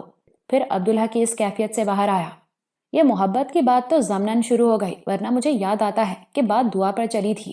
آپ نے کہا تھا کہ کوئی دعا ہے جو آپ کرنا چاہتے ہیں لیکن اس سے ڈر جاتے ہیں۔ مسعود صاحب شرمندہ سے ہو گئے۔ ہاں یہی بات ہے۔ اب یہ تو ہو نہیں سکتا کہ آپ کسی ایسی چیز کے لیے دعا کریں جس کو اللہ نے حرام قرار دیا ہو۔ معاذ اللہ۔ مسعود صاحب کی آواز میں لرزش تھی۔ اور آپ اللہ کے قائم کردہ نظام میں خلل ڈالنے والی دعا بھی نہیں کرتے؟ الحمدللہ۔ تو آپ اپنے لیے نقصان کی دعا کیسے کر سکتے ہیں؟ دعا تو بندہ فائدے ہی کے لیے کرتا ہے نا، اور سب سے بڑا فائدہ آخرت کا فائدہ ہے۔ ہاں میاں، اسی کے لیے دعا کرتا ہوں میں، تو پھر ڈرنے کا کیا سوال؟ اوقات اور اہلیت کی بات کی تھی نا میں نے۔ مسعود صاحب خجل سے ہو گئے۔ تو چچا جان، آدمی کتنا ہی گناہ گار ہو، اللہ سے مغفرت کی دعا تو کرے گا۔ یہ تو اللہ کو بہت پسند ہے۔ گناہ کر کے توبہ کرنا بھی ایسا ہی ہے۔ اور جب اللہ تعالیٰ فرماتا ہے کہ مایوسی کفر ہے، تو یہ تو اس کی رحمت سے مایوس ہونے کے بارے میں ہے۔ اور رہی بات اہلیت کی، تو اپنے اعمال کے زور پر جنت میں جانے کا دعویٰ کون کر سکتا ہے؟ لیکن وہ جہنم سے پناہ تو مانگے گا نا اللہ کی، اور جنت کے لیے دعا بھی کرے گا، اور اہلیت نہ رکھنے کے باوجود کرے گا، اور اللہ سے امید رکھے گا، کیونکہ اس کی مغفرت کا دامن بے حد وسیع ہے، اس کی رحمت بے پایا ہے۔ اعمال کی خرابی اور نیک اعمال کی کمی کے باوجود اللہ چاہے گا تو اسے بچا لے گا، اللہ چاہے گا تو اسے جنت سے نواز دے گا، اور وہ تو ایسا نوازنے والا ہے کہ چاہے تو جنت کے بھی اعلیٰ درجے میں جگہ عطا فرمائے۔ تبھی تو لوگ جنت الفردوس کی دعا کرتے ہیں۔ تم ٹھیک کہہ رہے ہو میاں، مسعود صاحب نے سرد آہ بھر کے کہا۔ لیکن اللہ کبھی کسی پیغمبر کی دعا پر بھی تو خفا ہو جاتا ہے۔ یہ بات ٹھیک ہے، عبدالحق نے کہا، اور کسی سوچ میں ڈوب گیا۔ وہ کچھ یاد کرنے کی کوشش کر رہا تھا۔ آپ کا اشارہ سورہ ہود کی آیات کی طرف ہے، جن میں طوفان نوح علیہ السلام کا ذکر ہے۔ اس نے پوچھا۔ سورہ کے بارے میں تو یقین سے نہیں کہہ سکتا، لیکن ہے حضرت نوح علیہ السلام سے ہی متعلق، اور ان کے اس بیٹے کے متعلق جسے انہوں نے کشتی میں سوار ہونے کا کہا تھا، لیکن اس نے انکار کر دیا اور غرق ہو گیا۔ ہاں وہی، مجھے بہت ڈر لگتا ہے اس سے۔ ایک فرق ہے نا چچا جان، دوسروں کے لیے دعا کرنا ایک مختلف بات ہے، خواہ وہ آپ کا بیٹا ہی کیوں نہ ہو۔ کسی کو نہیں معلوم ہوتا کہ کسی دوسرے شخص کا اللہ کے ساتھ کیا معاملہ ہے، اچھا یا برا، لیکن دوسروں کے لیے دعا کرنے کو اللہ پسند فرماتا ہے۔ کہتے ہیں کہ اللہ دعا کرنے والے کو وہی کچھ اور بڑھا کر عطا فرماتا ہے۔ آپ اپنے گمان کے مطابق کسی کے لیے بھی دعا کر سکتے ہیں، لیکن اگر آپ یقینی طور پر جانتے ہوں کہ کوئی منکر، مشرک، کافر یا منافق ہے، تو آپ اس کے لیے مغفرت اور بخشش کی دعا نہیں کر سکتے۔ ہاں، اس کے لیے اللہ سے ہدایت اور ایمان کی دعا کر سکتے ہیں۔ منافقوں کے لیے تو اللہ نے حضور صلی اللہ علیہ وسلم سے بھی فرما دیا کہ چاہے آپ انہیں معاف فرما دیں، اللہ انہیں کبھی معاف نہیں کرے گا، اور منافق کی تو نماز جنازہ پڑھانے کی بھی اجازت نہیں۔ بہرحال میں کیا کروں کہ مجھے وہ ایک دعا کرتے ہوئے ڈر لگتا ہے۔ عبداللہ کچھ سوچ رہا تھا۔ کوئی بڑی اہم بات ہے جو میرے ذہن کی گرفت میں نہیں آ رہی ہے، اس نے پرخیال لہجے میں کہا۔ مسعود صاحب اسے متوقع نظروں سے دیکھتے رہے۔ دیکھیے، میں سورہ ہود کی ان آیات کا ترجمہ دہراتا ہوں، شاید سمجھ میں آ جائے۔ 45ویں آیت میں ہے، اور پکارا نوح علیہ السلام نے اپنے رب کو، اے میرے مالک، میرا بیٹا بھی میرے گھر والوں میں سے ہے، اور بے شک تیرا وعدہ سچا ہے، اور تو سب حاکموں سے بڑا حاکم ہے۔ یہ ہے اطاعت، اللہ کا وعدہ یاد دلاتے ہوئے کیسی عاجزی ہے، اور آخر میں تو سب حاکموں سے بڑا حاکم ہے، یعنی بے شک تیرا فیصلہ اٹل ہے، مسعود صاحب نے کہا۔ اور 46ویں آیت میں اللہ کا جواب ہے۔ عبدالحق نے جیسے ان کی بات سنی ہی نہیں۔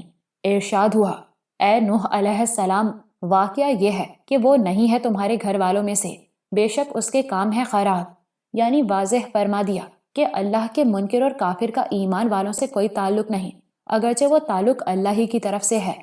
باپ بیٹے کا تعلق اپنا بنائے ہوا تو نہیں ہوتا نا۔ اس نے گہری سانس لی، پھر آگے فرمایا، لہٰذا نہ درخواست کرو تم مجھ سے ایسی جس کے بارے میں نہیں ہے تمہیں کچھ علم، البتہ میں تمہیں نصیحت کرتا ہوں کہ نہ ہو جانا تم جاہلوں میں سے۔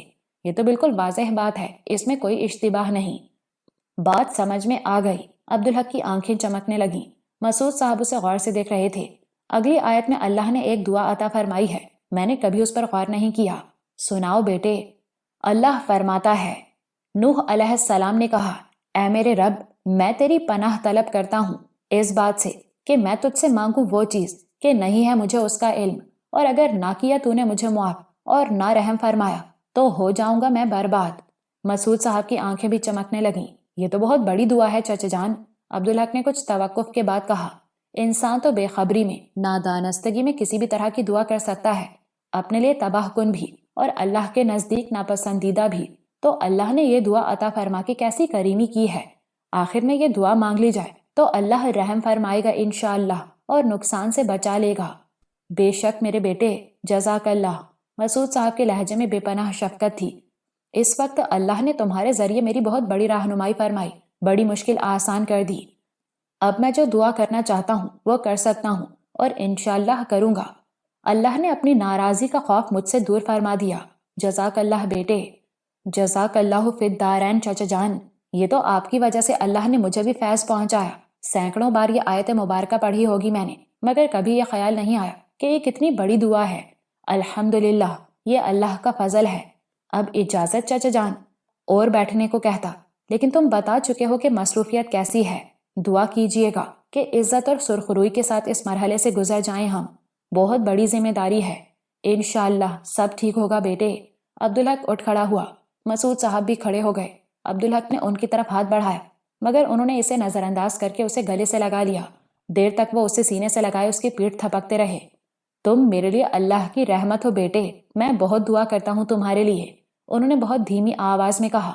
عبدالحق کی آنکھیں نم ہونے لگیں۔ اللہ کہاں کہاں کیسی کیسی محبت عطا فرماتا ہے۔ مسعود صاحب نے اسے پیچھے ہٹایا اور بہت غور سے اس کے چہرے کو دیکھنے لگے۔ پھر انہوں نے اس سے ہاتھ ملایا۔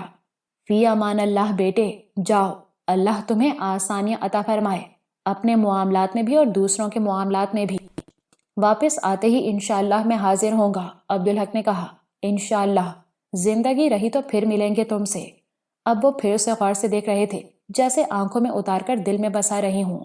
السلام علیکم چچا جان۔ ایسے نہیں، گیٹ تک رخصت کرنے چلوں گا میں، جانے اب کتنے دن بعد ملاقات ہو۔ اس بار چوکیدار اور مالی کو چھوڑ کر تمام ملازمین بھی ان کے ساتھ ایبٹ آباد گئے۔ نسیمہ اور اس کی بیٹیاں بھی عابیہ اور نوریس کی شادی میں شریک ہونا چاہتی تھیں اور یہ ان کا حق تھا۔ وہ لوگ 24 تاریخ کو ایبٹ آباد پہنچے۔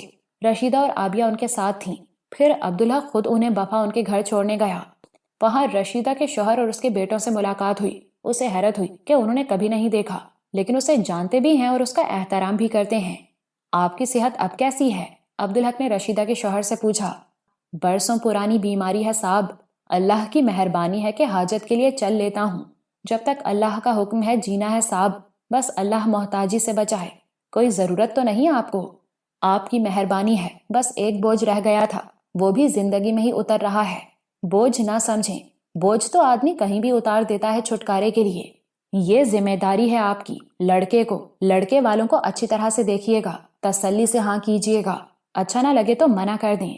کیا کہہ رہے ہیں صاحب، وہ تو آپ کا ڈرائیور ہے، اس سے بڑی تسلی کی بات کیا ہوگی؟ عبدالحق نے سوچا، دونوں طرف ایک ہی سی بات ہے، ذمہ داری میری ہی ہے، مگر بیمار آدمی سے وہ بحث نہیں کر سکتا تھا۔ دوسرے اسے اندازہ تھا کہ رشیدہ نے بہت سوچ سمجھ کر فیصلہ کیا ہے۔ وہ واپس چلے آئے۔ نورالحق جب سے ایبٹ آباد آیا تھا مسحور تھا، حیرت سے ادھر ادھر دیکھتا اور جدھر دیکھتا اونچے اونچے سرسبز پہاڑ نظر آتے۔ اور ایبٹ آباد سے بفا کے سفر میں تو وہ بہت خوش رہا۔ ابتدا میں وہ سڑک کے ایک پار پہاڑ اور دوسری طرف کھائی دیکھ کر ڈرا تھا، مگر پھر گرد و پیش کی خوبصورتی نے ڈر نکال دیا تھا۔ بابا، یہ جگہ تو کراچی اور لاہور جیسی نہیں ہے، اس نے عبدالحق سے کہا۔ اسے یہ بھی اچھا لگ رہا تھا کہ یہاں اسے بابا کا ساتھ مل رہا تھا اور ساجد بھائی بھی ساتھ تھے۔ تمہیں اچھی نہیں لگی؟ عبدالحق نے اس سے پوچھا۔ نہیں بابا، یہ تو بہت اچھی ہے۔ اور بابا، اتنے اونچے درخت تو میں نے کبھی نہیں دیکھے، اس نے کہا۔ یہ لاہور اور کراچی میں نہیں ہوتے، یہ پہاڑی علاقے کے درخت ہیں، یہ اونچے اور پتلے ہوتے ہیں۔ یہ کیسے درخت ہیں؟ ان میں چیڑ ہے، اخروٹ ہے، دیودار ہیں، بڑی مہنگی لکڑی ہوتی ہے ان کی۔ اور بابا، سیب، خوبانی اور آلوچے میں نے درخت پر لگے کبھی نہیں دیکھے تھے۔ ہاں بیٹے، یہاں بڑی نعمتیں ہیں۔ یہ ایبٹ آباد بھی شہر ہے، تمہیں نہیں لگتا؟ نورالحق نے نفی میں سر ہلایا۔ لاہور جیسا تو نہیں لگتا، یہ پہاڑی علاقے کے شہر ہیں، بہت بڑے نہیں ہوتے۔ وہاں پہنچنے کے بعد انہوں نے 1 مہینے کے لیے ملازموں کا بندوبست کیا تھا۔ لاہور کے تمام ملازم تو یہاں مہمان تھے اور انہوں نے 2 ڈرائیور بھی رکھے تھے۔ ساجد اور زبیر نے مخالفت کی تھی، لیکن عبدالحق نے کہا کہ یہاں پہاڑی سڑکیں ہیں جن کے وہ عادی نہیں، وہ یہاں مشق تو کر سکتے ہیں، آزادانہ گاڑی چلانا مناسب نہیں۔ اس وقت بھی ڈرائیور ان کے ساتھ تھا۔ اس نے کہا، ایبٹ آباد میں بہت جگہ ہیں گھومنے کی، کل ٹھنڈیانی چلیں سر جی؟ دیکھیں گے، عبدالحق نے کہا۔ گھر میں بڑی رونق تھی، ملازماؤں نے گھر کو آئینے کی طرح چمکا دیا تھا۔ نورالحق وہاں بہت خوش تھا، اس کے لیے تو وہ دوہری خوشی تھی۔ ایک تو ماموں اور آپی کی شادی ہو رہی تھی، اب آپی ہمیشہ اس کے ساتھ رہیں گی اور ماموں بھی۔ دوسرے یہ کہ ایبٹ آباد اسے بہت اچھا لگا تھا۔ اگلی صبح وہ بہت سویرے اٹھ گیا۔ وہ بڑے کمرے میں آیا تو بابا بیٹھے اخبار پڑھ رہے تھے۔ کھڑکیوں کے پردے سمیٹ دیے گئے تھے، سامنے پہاڑ نظر آ رہے تھے۔ گھر سے اتنا خوبصورت منظر اس نے کبھی نہیں دیکھا تھا۔ یہ پہاڑ یہاں سے کتنی دور ہوں گے بابا؟ اس نے پوچھا۔ عبدالحق نے اخبار سے نگاہیں ہٹا کر اسے دیکھا، پھر کھڑکی سے نظر آنے والے پہاڑ کو دیکھا اور مسکرایا۔ تمہارا کیا خیال ہے بیٹے؟ مجھے تو بہت قریب لگ رہا ہے۔ تمہیں وہاں لے کر چلیں گے تو خود ہی دیکھ لینا۔ آپ وہاں لے کر چلیں گے مجھے؟ سچ بابا؟ ناشتے کے بعد ہم چلیں گے۔ ذرا دیکھو تو جا کر ناشتہ تیار ہوا یا نہیں۔ اور نور الحق نے باہر جا کر شور مچا دیا کہ جلدی سے ناشتہ دیا جائے۔ ناشتے کے بعد وہ نور الحق کو لے کر باہر آیا۔ جیب سے چابی نکال کر اس نے گاڑی کا دروازہ کھولا۔ گاڑی میں چلیں گے بابا؟ نور الحق کے لہجے میں ہلکی سی مایوسی تھی۔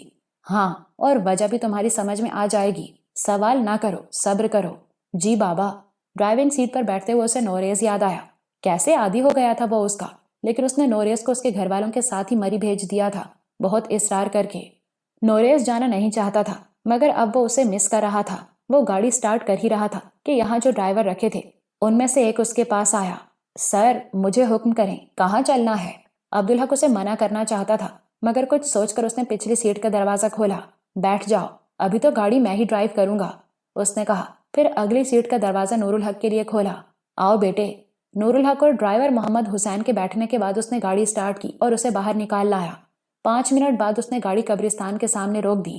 تم یہیں رکو، اس نے محمد حسین سے کہا۔ پھر وہ نیچے اترا اور دوسری طرف کا دروازہ کھول کر نور الحق سے کہا، آؤ بیٹے۔ نور الحق نے حیرت سے ادھر ادھر دیکھا۔ لیکن بابا، ہم تو اس والے پہاڑ پر جانے والے تھے، وہاں بھی چلیں گے، پہلے ایک ضروری کام تو کر لیں۔ آؤ نا۔ نور الحق نیچے آ گیا۔ عبدالحق نے محمد حسین کو اشارہ کیا، وہ نیچے اترا اور ڈرائیونگ سیٹ پر جا بیٹھا۔ عبدالحق نے نور الحق کا ہاتھ تھاما اور قبرستان میں داخل ہو گیا۔ نور الحق نے حیرت سے ادھر ادھر دیکھا۔ یہ کون سی جگہ ہے بابا؟ یہ قبرستان ہے بیٹے۔ قبرستان؟ نور الحق نے حیرت سے دہرایا۔ اس لمحے عبدالحق کو احساس ہوا کہ نور الحق پہلی بار کوئی قبرستان دیکھ رہا ہے۔ اسے یہ بھی احساس ہوا کہ وہ بے سوچے سمجھے اسے یہاں لے آیا ہے۔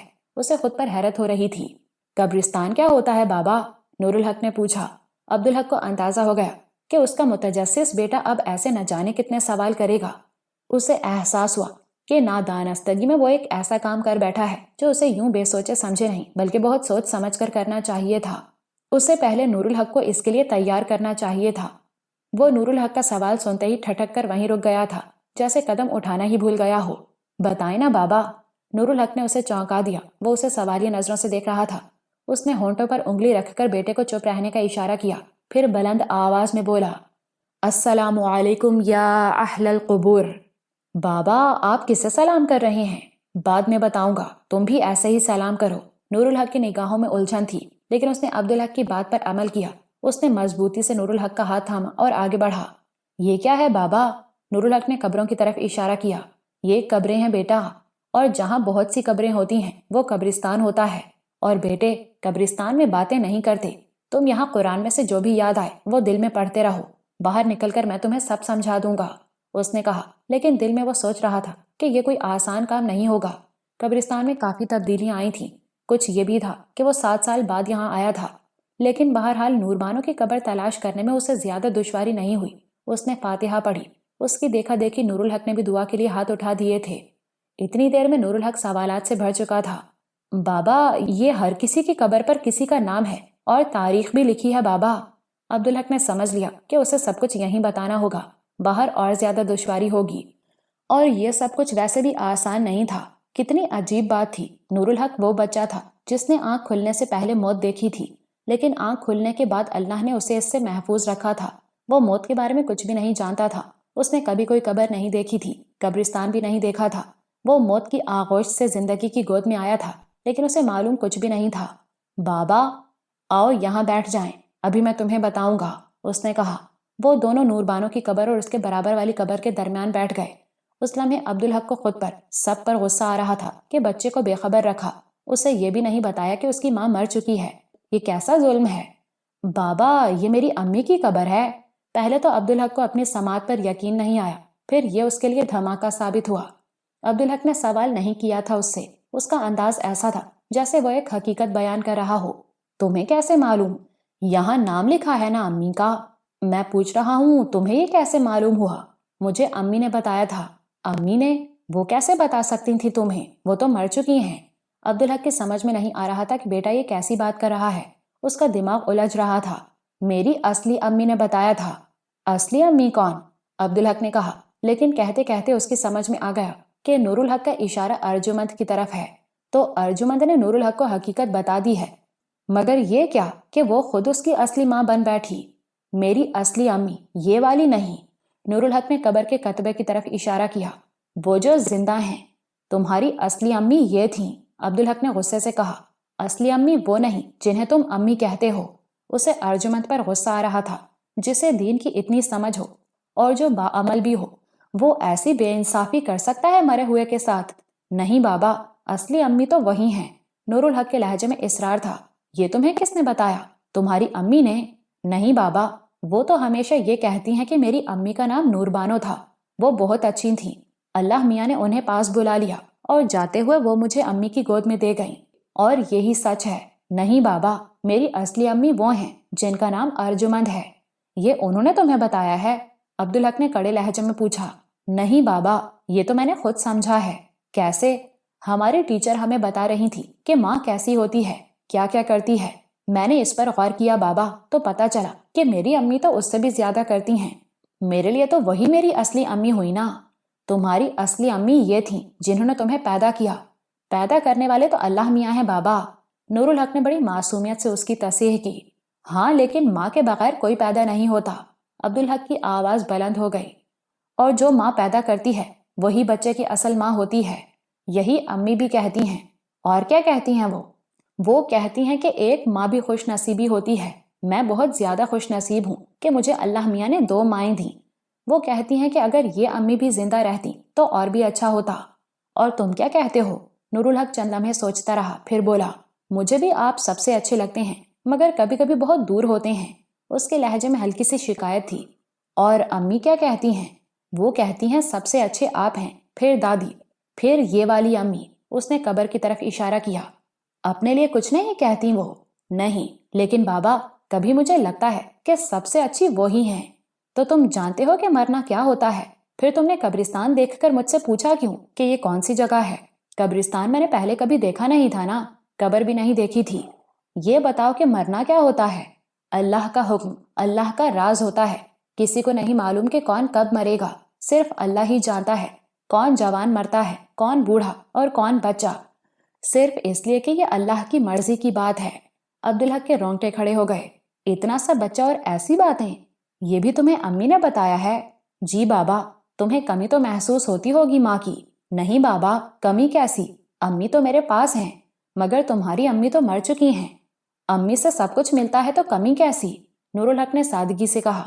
اور بابا، کبھی کبھی مجھے لگتا ہے کہ یہ امی ہی میری امی ہیں۔ یہ کیوں لگتا ہے تمہیں؟ عبدالحق کے لہجے میں خفگی تھی۔ آپ کو برا لگا؟ میری بات کا جواب دو، عبدالحق نے سخت لہجے میں کہا۔ اس لیے کہ سب کہتے ہیں کہ میں امی جیسا ہوں، اور مجھے بھی یہی لگتا ہے۔ اس سے کیا فرق پڑتا ہے؟ میری مس کہتی ہیں کہ بچوں کی صورت زیادہ تر اپنے ماں باپ سے ملتی ہے۔ ضروری نہیں، نانا نانی، دادا دادی، ماموں، خالہ اور پھوپھی کسی سے بھی مل سکتی ہے۔ مگر بابا، امی سے تو میرا ایسا کوئی بھی رشتہ نہیں۔ اس سے یہ ثابت ہوتا ہے کہ تمہاری امی مرحومہ ارجمند سے کتنی محبت کرتی تھیں، عبدالحق نے بے رخی سے کہا۔ اور تم ابھی بچے ہو، ان باتوں کو نہیں سمجھو گے۔ بس حقیقت یہ ہے کہ یہ تمہاری امی تھیں۔ اس نے قبر کی طرف اشارہ کیا۔ اور جہاں تک تمہیں پالنے کا تعلق ہے تو تمہاری دادی، رشیدہ، آبیہ اور ارجمند سبھی نے مل کر تمہیں پالا ہے۔ نور الحق چند لمحے سوچتا رہا، پھر بولا، امی آپ کی کیا تھیں؟ تمہیں نہیں معلوم؟ عبدالحق نے جھنجھلا کر کہا، یہ میری بیوی تھیں۔ اور میری امی کون ہیں؟ وہ بھی میری بیوی ہیں۔ تو اس طرح وہ میری امی ہوئی نا، نور الحق نے فاتحانہ لہجے میں کہا۔ عبدالحق کو اس کی سمجھداری نے حیران کر دیا۔ اسے خود پر افسوس بھی ہوا کہ وہ اتنے چھوٹے بچے سے ایسی باتیں کر رہا تھا۔ آخر کیا چاہتا تھا وہ؟ نور الحق کو ارجمند سے دور کرنا؟ یہ تو بہت بری بات ہے۔ بس اتنی ہی کمی رہ گئی تھی کہ وہ یہ کہہ دیتا کہ ارجمند اس کی سوتیلی ماں ہے، اور اسے یاد آیا یہ لفظ سوتیلی ماں اس کے ذہن میں رہ رہ کر سر اٹھاتا تھا ارجمند کے لیے۔ یہ سب کیا ہے؟ آؤ اب چلیں، اس نے بیٹے کا ہاتھ تھامتے ہوئے کہا۔ وہ قبرستان کے گیٹ کی طرف چل دیے۔ اچانک عبدالحق کو ایک اور خیال آیا۔ تم نے اپنی امی کو دیکھا ہے کبھی؟ جی ہاں۔ کیسے؟ امی نے تصویر دکھائی تھی ان کی۔ اب وہ گاڑی کے پاس پہنچ چکے تھے۔ عبدالحق کو احساس ہوا کہ وہ ابھی اس بارے میں اور بات کرنا چاہتا ہے اور ڈرائیور کے سامنے یہ مناسب نہ ہوتا، چنانچہ اس نے محمد حسین سے کہا، تم گاڑی لے کر گھر چلو، ہم پیدل آئیں گے۔ جو حکم آپ کا سر۔ تو اب ہم پہاڑ کی طرف چلیں گے؟ نور الحق نے خوش ہو کر کہا۔ نہیں بیٹے، اس کے لیے تو گاڑی میں چلنا ہوگا۔ مگر بابا، یہ سامنے ہی تو ہے پہاڑ۔ نور الحق نے احتجاج کیا۔ یہ دیکھنے میں قریب لگ رہا ہے بیٹے، ہم چلتے چلے جائیں گے تو یہ پیچھے ہٹتا جائے گا۔ کیا پہاڑ چلتے ہیں بابا؟ نہ چاہتے ہوئے بھی عبدالحق کو ہنسی آ گئی۔ نہیں بیٹے، یہ بڑے ہیں نا، بہت بڑے، اس لیے دور سے بھی نظر آتے ہیں اور دیکھنے والے کو لگتا ہے کہ یہ قریب ہی ہیں۔ ابھی ہم چلے تو تھک جائیں گے، پھر گھر پہنچنا بھی بھاری لگے گا، اس لیے بعد میں گاڑی پر چلیں گے، پھر تم خود دیکھ لینا۔ ٹھیک ہے بابا، نور الحق نے کہا، لیکن انداز سے وہ کچھ ناخوش لگ رہا تھا۔ تو تم نے تصویر دیکھی تھی اپنی امی کی؟ جی، امی نے دکھائی تھی مجھے، اور دادی نے کہا تھا اس کی کیا ضرورت ہے۔ ارجمند تم سے تمہاری امی کی باتیں کرتی ہیں؟ عبدالحق نے اس بار امی کہنے کی بجائے ارجمند کا نام لیا۔ جی، بہت باتیں کرتی ہیں، روز کرتی ہیں۔ کیا باتیں کرتی ہیں؟ وہ کہتی ہیں کہ امی بہت اچھی تھیں۔ میں نے کہا، آپ سے زیادہ اچھی تھیں؟ تو امی نے کہا، میں تو ان کے مقابلے میں کچھ بھی نہیں، تمہاری امی بہت ہی اچھی تھیں، بہت بڑا دل تھا ان کا، تمہارے بابا میں انہوں نے مجھے حصے دار بنایا۔ وہ کہتے کہتے رکا۔ یہ حصے دار بننا کیا ہوتا ہے بابا؟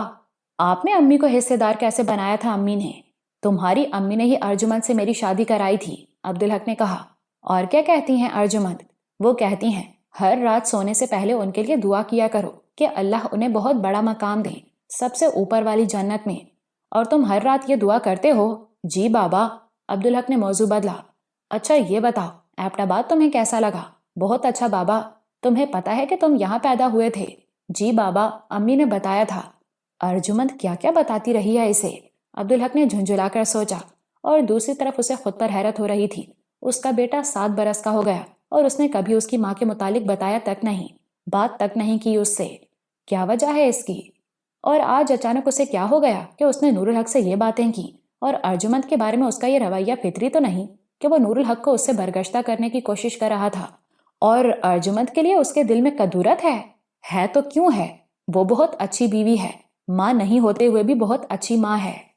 مگر وہ جانتا تھا کہ وجود میں چھپی تاریک کوٹریوں کو سڑک پر راستہ چلتے نہیں کھوجا جاتا، اس کے لیے تنہائی اور یکسوئی کی ضرورت ہے، اور یہ کام وہ اکثر کرتا رہتا تھا۔ اچھا، تمہیں سب سے اچھی جگہ کون سی لگتی ہے؟ اس نے نور الحق سے پوچھا۔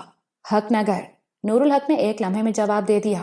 اسے حیرت ہوئی، سوال کرتے ہو اس کے ذہن میں بس کراچی، لاہور اور ایبٹ آباد تھے، حق نگر تو تھا ہی نہیں۔ اور حیرت اس پر بھی تھی کہ ایبٹ آباد کی خوبصورتی اور کراچی لاہور کی رونق پر اس کا بیٹا حق نگر کو کیوں فوقیت دے رہا ہے؟ کیوں بیٹے؟ اس کا نام آپ کے نام پر جو ہے، نور الحق نے سادگی سے کہا۔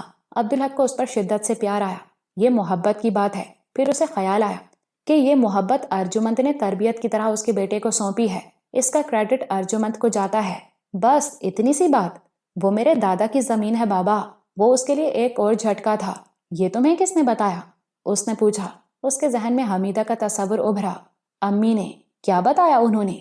وہ کہتی ہیں کہ یہاں میرے دادا، آپ کے بابا کا گاؤں تھا، چھوٹا نہیں، بہت بڑا گاؤں۔ نور الحق نے دونوں ہاتھ پھیلا کر گویا گاؤں کی وسعت کو بیان کیا۔ اور دادا وہاں کے بادشاہ تھے، اور وہ بہت اچھے بادشاہ تھے، سب کا خیال رکھتے تھے، کسی کو کسی پر ظلم نہیں کرنے دیتے تھے، بہت بڑا دل تھا ان کا، اور وہ بڑے بہادر تھے۔ ان کی بہت بڑی حویلی تھی اور آپ بھی وہیں رہتے تھے۔ پھر ایک دن لال آندھی آئی اور سب کچھ ریت کے نیچے دب گیا، سب ختم ہو گیا۔ پھر آپ نے وہ ریت ہٹوائی، وہ سب زمین آپ کو دے دی گئی، لیکن آپ نے اسے لوگوں میں بانٹ دیا۔ وہ کہتی ہیں کہ آپ بھی دادا جیسے ہیں، آپ نے لوگوں کی مدد کی، اس لیے لوگوں نے اس کا نام آپ کے نام پر رکھ دیا۔ امی کہتی ہیں کہ اپنی زمین سے آدمی کا تعلق سب سے گہرا ہوتا ہے۔ آپ بھی اپنی زمین سے محبت کرتے ہیں تو میں بھی کرتا ہوں۔ امی کہتی ہیں کہ مجھے بھی آپ کی اور دادا کی طرح بہت اچھا آدمی بننا چاہیے، اور بہت بڑا آدمی بھی۔ تم وہاں خوش رہ سکتے ہو؟ عبدالحق نے بے یقینی سے پوچھا۔ جی بابا، بہت زیادہ۔ وہ گھر کے قریب پہنچ گئے تھے۔ اچانک ایک کار ان کے قریب رک گئی۔ عبدالحق نے اس کی طرف دیکھا۔ کرنل صاحب ڈرائیونگ سیٹ پر تھے۔ وہ نیچے اترے اور انہوں نے عبدالحق کو گلے سے لگایا۔ کیسے ہو بھائی، کب آئے؟ جی کل ہی آئے ہیں۔ برسوں کے بعد، کرنل صاحب نے کہا۔ پھر نور الحق کو حیرت اور اشتیاق سے دیکھا۔ یہ وہی بیٹا ہے نا تمہارا؟ انہوں نے نور الحق سے ہاتھ ملایا۔ جی یہ وہی ہے، عبدالحق نے کہا۔ اور اس کی امی کیسی ہیں؟ عبدالحق کو حیرت بھی ہوئی اور الجھن بھی۔ نہ جانے کیسے کرنل صاحب کو یہ غلط فہمی ہو گئی تھی کہ نور الحق اس کی مرحوم بیوی کا نہیں بلکہ اس بیوی کا بیٹا ہے جو زندہ بچ گئی تھی۔ اب نور الحق کے سامنے وہ اس پر بات کرنا نہیں چاہتا تھا۔ جی ٹھیک ہیں وہ، اس نے آہستہ سے کہا۔ اور آپ کیسے ہیں؟ الحمدللہ۔ اچھا یہ بتا، وہ تمہارا ملازم اب بھی تمہارے پاس ہے؟ میری بیوی اسے اپنا بھائی سمجھتی ہے اور میں بھی۔ اس کی شادی کرانے کے لیے ہی ہم یہاں آئے ہیں۔ مجھے خوشی ہوئی ہے سن کر۔ بھلے لوگ ہو تم، احسان ماننے والے، ورنہ ملازم کے احسان کو تو اس کا فرض سمجھ لیا جاتا ہے۔ سب اللہ کی طرف سے ہے کرنل صاحب، عبدالحق نے کہا۔ اب آپ سے ملاقات تو رہے گی نا؟ عجیب اتفاق ہے ینگ مین، میں 15-20 دن کے لیے لالا موسیٰ جا رہا ہوں۔ عبدالحق کو مایوسی ہوئی، وہ ان کی غلط فہمی دور کرنا چاہتا تھا۔ پچھلی بار بھی اسے موقع نہیں ملا تھا اور اس بار بھی۔ کرنل صاحب نے نور الحق کو پیار کیا، عبدالحق سے ہاتھ ملایا۔ اب میں چلتا ہوں۔ ان کے جانے کے بعد عبدالحق نے بیٹے کا ہاتھ تھاما اور گھر کی طرف چل دیا۔ یہ عبدالحق کی فطرت تھی کہ وہ اپنے باطن کی طرف سے بہت چوکنا رہتا تھا۔ وہ یہ بات سمجھتا تھا کہ آدمی کو خراب ہوتے دیر نہیں لگتی۔ باہر سے متاثر کرنے والی چیزوں سے باخبر رہنا تو آسان ہوتا ہے، اور باخبر ہو تو آدمی لڑ بھی لیتا ہے، لیکن تباہ کن خرابیاں آدمی کے اندر سے ابھرتی ہیں۔ وہ ایسی غیر محسوس ہوتی ہیں کہ آدمی کو ان کا پتہ بھی نہیں چلتا، اور اس کی بے خبری میں وہ اس پر چھا جاتی ہیں۔ اس کو اپنے اندر کسی منفی تبدیلی کا احساس ہوتا تو وہ اسے کھوجتا، کوریدتا، اس کے اسباب جاننے کی کوشش کرتا، کیونکہ اسباب جانے بغیر کسی چیز سے لڑا نہیں جا سکتا۔ جو کچھ ہوا تھا وہ اس پر غور کرنے بیٹھا تو اسے احساس ہوا کہ وہ سب کچھ بہت منتشر ہے۔ ڈور کا کوئی سرا مل ہی نہیں رہا تھا۔ سوالات ہی سوالات تھے اور جواب کوئی نہیں تھا۔ کیا وہ ارجمند سے ناخوش ہے؟ بظاہر تو ایسا نہیں تھا۔ در حقیقت ارجمند ایسی بیوی تھی جسے دنیا کی بہت بڑی نعمت قرار دیا جا سکتا ہے۔ محبت کرنے والی، ہر طرح سے خیال رکھنے والی، کسی بات پر گلہ نہ کرنے والی، خدمت گزار، ایثار کرنے والی۔ وہ کوشش کے باوجود اس میں کوئی کمی نہیں ڈھونڈ پاتا تھا، اور ظاہری حسن بھی اللہ نے اسے بڑی فیاضی سے عطا فرمایا تھا۔ کیا اس کے دل میں ارجمند کے لیے کدورت ہے؟ آج سے پہلے وہ اس سوال کا جواب پورے یقین کے ساتھ نفی میں دے سکتا تھا، لیکن اب نہیں۔ جو اس کا آج کا طرز عمل تھا اس سے یہی ثابت ہوتا تھا کہ اس کے دل میں ارجمند کے لیے کدورت ہے۔ تو کدورت کی کوئی وجہ بھی ہوگی۔ بظاہر تو کوئی وجہ نہیں تھی۔ وہ ہر اعتبار سے اچھی تھی، حسین تھی، اپنے ظاہر میں، باطن میں، اپنے عمل میں۔ لیکن کدورت کبھی بے سبب نہیں ہوتی۔ یہ بات وہ بہت اچھی طرح جانتا تھا۔ اور کدورت کی کیا وجوہات ہو سکتی ہیں؟ کوئی شکایت، کوئی گلہ، کوئی امید پوری نہ ہونے کے نتیجے میں ابھرنے والی مایوسی، عادات، اطوار اور طور طریقوں میں کوئی خامی، کوئی خرابی، کسی بھی طرح کی ناپسندیدگی۔ مگر سطح پر تو ایسا کچھ بھی نہیں تھا۔ کم از کم اس کے شعور میں ایسی کوئی بات نہیں تھی، بلکہ اسے یقین بھی نہیں آ رہا تھا کہ ایسی کوئی بات ہے۔ اس کا مطلب تھا کہ کوئی گہری بات ہے اور اسے اس بات کو کھوجنا تھا۔ وہ معقول ہو یا غیر معقول، درست ہو یا غلط، لاشعور میں چھپی کوئی بات اس وقت تک غیر اہم ثابت نہیں ہوتی جب تک اسے شعور کی روشنی میں لا کر ضمیر کی کسوٹی پر نہ رکھا جائے۔ لیکن لاشعور میں چھپی باتوں کو دریافت کرنا آسان نہیں ہوتا۔ وہ بس اتنا جانتا ہے کہ کبھی کبھی وہ بلا وجہ ارجمند سے چڑ جاتا ہے، لیکن بلا وجہ کبھی کچھ نہیں ہوتا، بس آدمی کو وجہ معلوم نہیں ہوتی۔ اس کے شعور میں ارجمند کے خلاف کچھ بھی نہیں تھا، کچھ بھی نہیں، اور یہ طے تھا کہ ماضی میں بھی وہ کبھی کبھی اس سے چڑھتا رہا ہے، اور آج تو اس کی کدورت سامنے آئی ہے۔ اس کا مطلب ہے کہ کوئی نہ کوئی خرابی کہیں نہ کہیں ہے۔ اگر وہ ارجمند میں نہیں ہے تو خود اسی میں ہے۔ کبھی ایسا بھی ہوتا ہے کہ کسی شخص کے معاملے میں کسی کے ضمیر پر کوئی بوجھ ہو اور وہ اسے دور نہ کر پائے تو وہ اس شخص سے چڑھنے لگتا ہے۔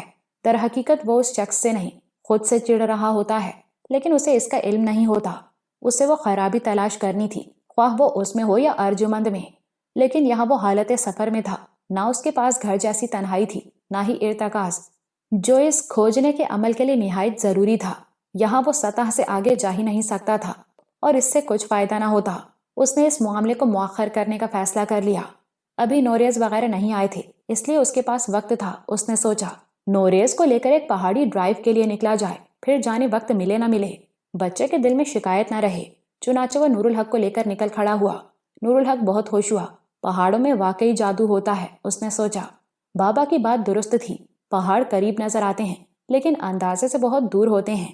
بہت دن بعد اس نے بابا کے ساتھ پورا دن گزارا تھا۔